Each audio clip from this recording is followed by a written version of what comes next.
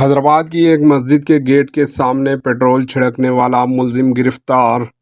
حیدرآباد کے L B Nagar میں مسجد مصطفی کے دروازے پر مابینہ طور پر پیٹرول چھڑکنے کے الزام میں ایک شخص کو گرفتار کر لیا۔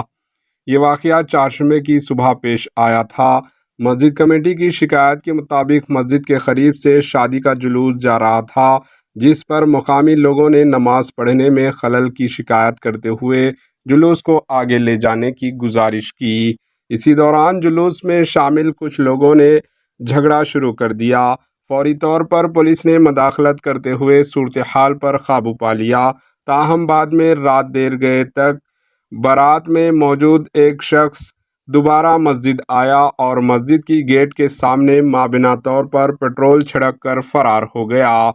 پولیس نے ملزم کو گرفتار کر لیا۔ اس سلسلے میں آئی پی سی کے دفعہ 120, 153, 295, 34 اور 298 کے تحت مقدمہ درج کر لیا گیا ہے۔ پولیس نے ملزم کی شناخت ظاہر نہیں کی، تاہم پولیس نے پیٹرول ہونے سے انکار کر دیا اور بتایا کہ یہ کوئی کولڈ ڈرنک ہوگا۔ وہیں مقامی لوگوں نے اسے پیٹرول بتایا۔ Bureau report, H N news.